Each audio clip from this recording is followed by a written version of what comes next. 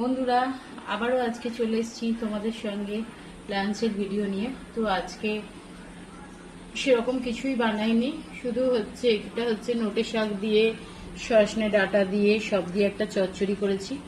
আমার তো আবার বলবো না, বলবে সবই খেতে ভালো লাগে, তো চচ্চড়িটা আমার খুব ভালো লাগে, শাকের চচ্চড়ি।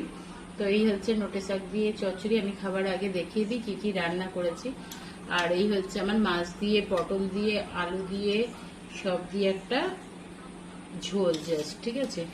দেখো, তার সঙ্গে আবার একটা ডিমও ফেলে দিয়েছি।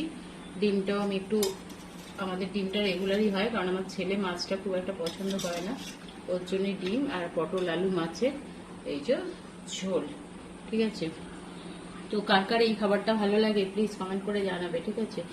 আমার তো ভালোই লাগে, আমার চচ্চড়ি হলে আর কিছু চাই না, কিন্তু তবু একটা তরকারি দিয়ে তো আর খাওয়া যায় না। তো এই চচ্চড়ির সঙ্গে একটা ঝোল বানিয়ে নিলাম, দেখি কেমন আছে। তেঁতো জিনিসটাই আমি খুব পছন্দ করি, কারণ আমি নিজে তেঁতো, তো ওই জন্য তেঁতোটাকে খুব পছন্দ করি। তা এই উচ্ছে দিয়ে নোটে শাকের চচ্চড়িটা জানি না কে খায় না খায়, কিন্তু আমার খুব ভালো লাগে। তো আজকে মেনুটা কেমন হয়েছে তোমরা একটুখানি প্লিজ কমেন্ট করে জানিও।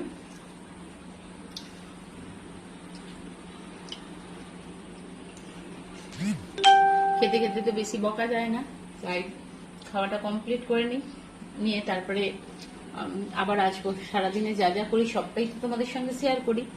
তো সত্যি কথা বলতে আমার যেদিন যেরকমই হয়, যেদিন এক তরকারি ভাত হয় সেদিনও যেমন তোমাদের সঙ্গে শেয়ার করি, যেদিন ভালো মন্দ করি সেদিনও তোমাদের সঙ্গে শেয়ার করি, তাই তো। তো বলো কার কার এই মেনুটা পছন্দ। চলো এবার খাওয়াটা স্টার্ট করি। টাটা।